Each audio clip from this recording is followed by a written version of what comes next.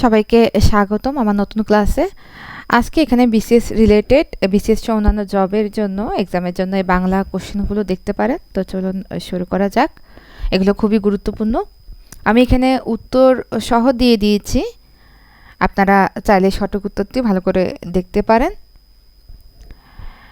শ্রীকৃষ্ণ কীর্তন ও বৈষ্ণব পদাবলী থেকে মধ্যযুগের প্রথম কাব্য শ্রীকৃষ্ণ কীর্তন কত সালে আবিষ্কৃত হয়? 1909 সালে। শ্রীকৃষ্ণ কীর্তন কাব্যের রচয়িতা কে? বুড়ো চণ্ডীদাস। শ্রীকৃষ্ণ কীর্তন কাব্যের বড়াই চরিত্রটি আসলে কে? প্রেমের দূতী। বৈষ্ণব পদাবলীর আদি কবি কে? বিদ্যাপতি। আমি প্রসঙ্গত বলে রাখি, এখানের বেশিরভাগ প্রশ্নই আমরা উত্তরগুলো জানি বা কমন, কিন্তু দেখবেন মাঝখানে বেশ কিছু কোশ্চেন আছে যেগুলো আমরা অনেকে জানি না। বৈষ্ণব পদাবলীর আদি কবি কে? বিদ্যাপতি। বিদ্যাপতি কোন রাজ্যের কবি ছিলেন? মিথিলা। বজ্রবলী আসলে কি? বজ্রবলী হলো একটি কৃত্রিম কবি ভাষা। সবার উপরে মানুষ সত্য, তাহার উপর নাই, এটা চণ্ডীদাস বলেছেন। শ্রীকৃষ্ণ কীর্তন কাব্যের খণ্ড সংখ্যা হচ্ছে 13টি। বৈষ্ণব পদাবলীর শ্রেষ্ঠ কবি হল চণ্ডীদাস বাংলা ভাষায়। দ্বিতীয় বিদ্যাপতি কাকে বলা হয়? গোবিন্দ দাস। সুখের লাগিয়া এ ঘর বাঁধানো অনলে পুড়িয়া গেল, এই পঙ্ক্তিটি হলো জ্ঞান দাসের। চৈতন্যদেব কত সালে জন্মগ্রহণ করেন? 1486 সালে। চৈতন্য ভাগবত গ্রন্থের রচয়িতাকে? বৃন্দাবন দাস। চৈতন্য চরিত্রামৃত গ্রন্থের রচয়িতাকে? কৃষ্ণদাস কবিরাজ। বিদ্যাপতিকে মৈথিল কোকিল উপাধি দেন কে? রাজা শিবসিংহ। বৈষ্ণব পদাবলীর চতুরঙ্গ কি কি? এখানে চতুরঙ্গ হলো শান্ত, দাস্য, সখ্য, বাৎসল্য। শ্রীকৃষ্ণ কীর্তন কাব্যটি কে সম্পাদনা করেন? বসন্তরঞ্জন রায় বিদ্যুদিল্লভ। সই কে বা শুনাইল শ্যাম নাম, পদটি কার? চণ্ডীদাস।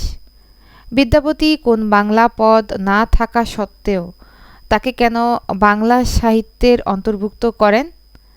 তিনি বজ্রবলী ভাষার উপর বাংলা সাহিত্যের প্রভাবের কারণে বজ্রবলী ভাষাকে বাংলা সাহিত্যের অন্তর্ভুক্ত করেন। চৈতন্য জীবনী সাহিত্যের আদি রচয়িতা?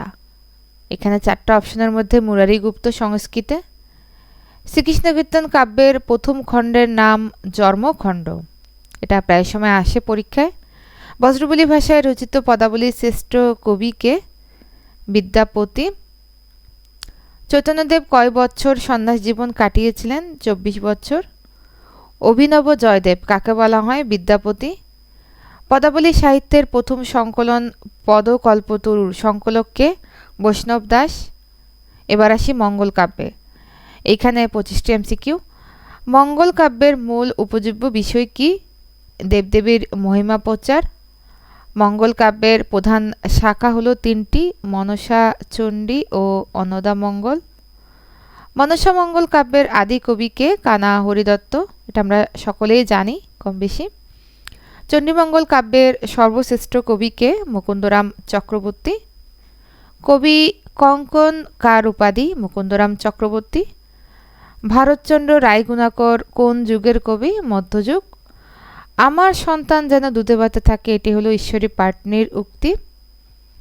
কালকেতু ও ফুল্লরা কোন মঙ্গল কাব্যের চরিত্র? চণ্ডীমঙ্গল। মধ্যযুগের অবসান ঘটে কার মৃত্যুর মাধ্যমে? ভারতচন্দ্র রায়গুণাকর, সালটা ছিল 1760।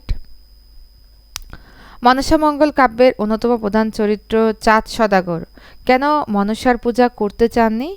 তার একমাত্র গুরুত্বপূর্ণ কারণ হলো তিনি শিব ভক্ত ছিলেন। অন্নদামঙ্গল কাব্যটি কয়টি খণ্ডে বিভক্ত? 3টি। ধর্মমঙ্গল কাব্যের শ্রেষ্ঠ কবি কে? ঘনরাম চক্রবর্তী। কোন মঙ্গল কাব্যে রাঢ় বাংলার সামাজিক চিত্র সবচেয়ে বেশি ফুটে উঠেছে? চণ্ডীমঙ্গল। ফুল্লরার 12 মাসা কোন কাব্যের অন্তর্গত? চণ্ডীমঙ্গল। রায়গুণাকর কার উপাধি? ভারতচন্দ্র রায়। মানসিংহ ভবানন্দ এই উপাখ্যান কোন কাব্যের অন্তর্গত? অন্নদামঙ্গল। বেহুলা লক্ষীন্দর উপাখ্যান কোন কাব্যের? মনসামঙ্গল। চণ্ডীমঙ্গলে কয়টি উপাখ্যান রয়েছে? 2টি। অখেটিক ও বণিক খণ্ড। মঙ্গল কাব্য সাধারণত গাওয়া হতো কখন? রাত্রে। মধ্যযুগের শেষ বড় কবি ভারতচন্দ্র রায়গুণাকর কোন রাজার সভা কবি ছিলেন? মহারাজা কৃষ্ণচন্দ্র। মঙ্গল কাব্যে কোন দেবীর মাহাত্ম্য কীর্তন করা হয়নি? এখানে 4টা অপশনের মধ্যে একমাত্র লক্ষ্মীরই মাহাত্ম্য বর্ণনা করা হয়নি। এছাড়া মনসা, দুর্গা ও চণ্ডী 3টার মাহাত্ম্য বর্ণনা করা হয়েছিল। এছাড়া মঙ্গলকাণ্ড হচ্ছে 3টি খণ্ডে বিভক্ত, আমরা উপরে দেখেছি।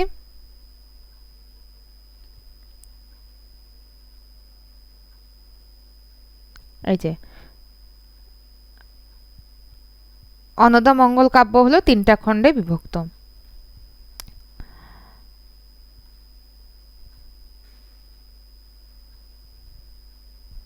বেহুলার পৈতৃক নিবাস কোথায় ছিল? নিসনিপুর। ভারতচন্দ্র রায়গুণাকর কত সালে মারা যান? 1760 সালে। শ্রী ধর্মপুরাণ কার রচনা? এটা হচ্ছে ময়ূর ভট্টের রচনা। মধ্যযুগের সাহিত্যে বারোমাসা বলা হয় কাকে? বারোমাসা বলা হয় নায়িকার সুখ দুঃখের, 12 মাসের দুর্দশার বিবরণকে। তো এরই মধ্য দিয়ে আমাদের 50টি এমসিকিউ শেষ হয়ে গেল। আচ্ছা, আমরা অনুবাদ সাহিত্য ও আরাকান রাজসভা থেকে আরও 25টি এমসিকিউ শুরু করি। বাংলা ভাষায় রামায়ণের প্রথম অনুবাদককে? কৃত্তিবাস ওঝা। কৃত্তিবাসী রামায়ণ কোন ছন্দে রচিত? পয়ার। মহাভারতের শ্রেষ্ঠ অনুবাদককে? কাশিরাম দাস। গুণরাজ খান কার উপাধি? মালাধর বসু। শ্রীকৃষ্ণ বিজয় কাব্যটি কোন গ্রন্থের অনুবাদ? ভাগবত। পারগালি, এটা এখানে পরালি ভুল হয়েছে, এটা হবে পারগালির মহাভারত কার আদেশে রচিত হয়? লস্কর পরাগল খান। মহাভারতের প্রথম অনুবাদককে? কবীন্দ্র পরমেশ্বর। আলাউল কোন রাজসভার কবি ছিলেন? Rosang Arakan. আলাউলের শ্রেষ্ঠ কীর্তি কোনটি? পদ্মাবতী। পদ্মাবতী কাব্যটি কোন কবির কাব্যের অনুবাদ? মালিক মোহাম্মদ জায়সী। আরাকান রাজসভার প্রথম বাঙালি কবি কে? দৌলত কাজী। দৌলত কাজীর বিখ্যাত কাব্যের নাম কি? সতী ময়না ও লৌরচন্দ্রানী। লৌরচন্দ্রানী কাব্যটি কে সমাপ্ত করেন? আলাউল। তোহফা কাব্যটি কে রচনা করেন? আলাউল। মধ্যযুগের কোন সাহিত্যে প্রথম মানুষের জয়গান গাওয়া হয়েছে? রোমান্টিক প্রণয় উপাখ্যান। লাইলি মজনু কাব্যের অনুবাদক কে? দৌলত উজির বাহারাম খান। ইউসুফ জুলেখা কাব্যের রচয়িতা শাহ মোহাম্মদ শগীর। প্রথম বাঙালি মুসলিম কবি শাহ মোহাম্মদ শগীর। যে সব বঙ্গতে জন্মি হিংসে বঙ্গবাণী, সেসব কাহার জন্ম নির্ণয় ন জানি। কার উক্তি? আব্দুল হাকিম। আব্দুল হাকিম কোন কাব্যে স্বদেশপ্রেমের পরিচয় দিয়েছিলেন? নুননামা। সফিল মুল্লুক বদিউজ্জামান কাব্যের রচয়িতা হচ্ছে আলাউল। বিদ্যাপতির পদ সংকলিত হয়েছে কোন গ্রন্থে? পদকল্পতরু। মহাভারত কয়টি পর্বে বিভক্ত? 18টি। রামায়ণের কাণ্ড সংখ্যা 60টি। কৃত্তিবাসী রামায়ণকে জনগণের সম্পদ কে বলেছেন? দীনেশচন্দ্র সেন। আচ্ছা, এবার আসি ময়মনসিংহ গীতিকা থেকে লাস্ট 25 কোশ্চেন। ময়মনসিংহ গীতিকার সংগ্রাহক কে? চন্দ্রকুমার দে।